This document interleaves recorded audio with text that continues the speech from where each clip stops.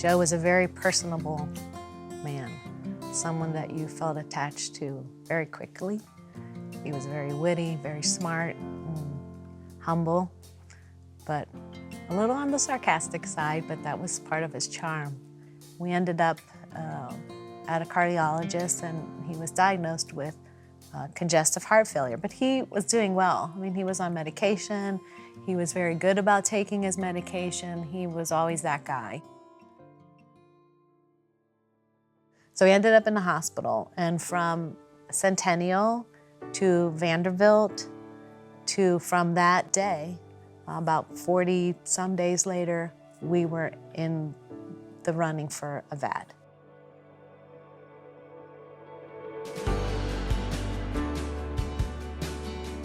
You know, about a million people a year in the United States get a diagnosis of congestive heart failure.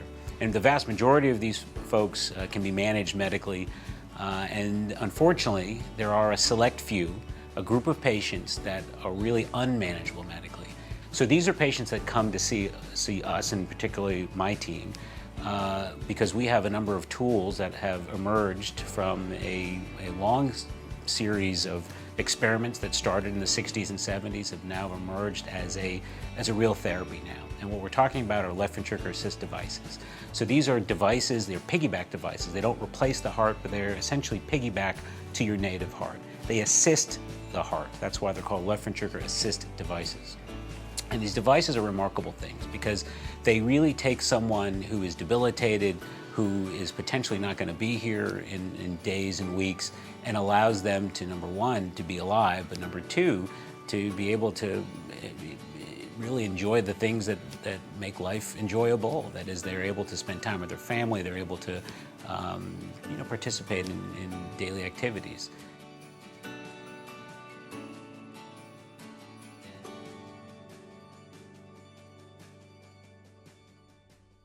So he had the VAD surgery, and honestly, he did great. I mean, he looked great, he did great, and then one day he woke up and he noticed that his numbers had been elevated.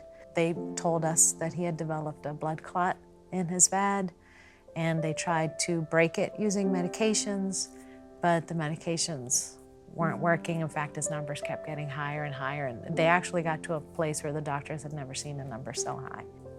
He had to have a second VAD surgery, a whole second VAD implanted and a whole second, open heart surgery situation.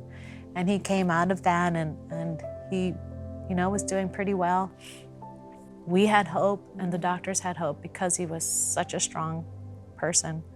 But in the end, he just wasn't able to overcome all the surgeries and all the things that were happening in his body. And Joe passed. And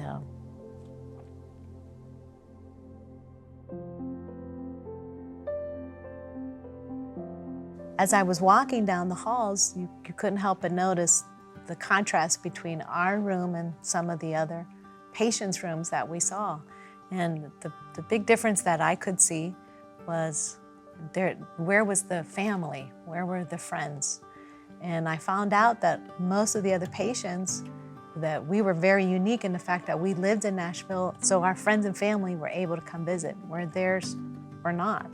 And our room was full of activity and people and food and friends and family, and it would impact you to go down this long hall and see, patients and maybe one caregiver, and it was very quiet. And our room just wasn't, our room, there was always something happening, and it affects you to see that. Before Joe got very ill, we said, no, when Papa gets better, we're gonna do something about this because, even if it's that you and I are coming back or whatever we're gonna have to do, we're gonna do something about this because this isn't right. Something's wrong, something's off balance.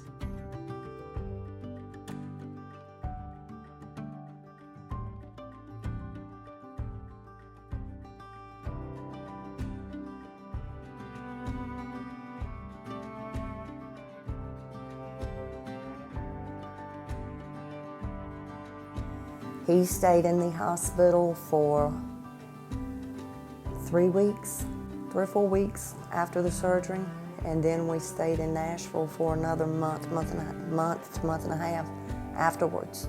I think she ended up sleeping in the truck, in the pickup, her and Landon both.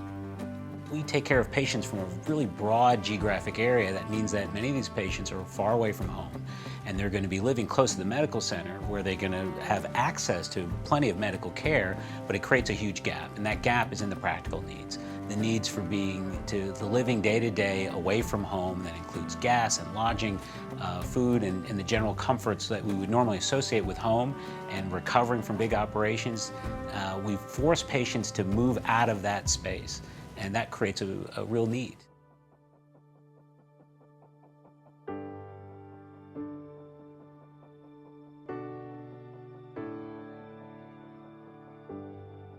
We decided to start the Joe Beretta Foundation.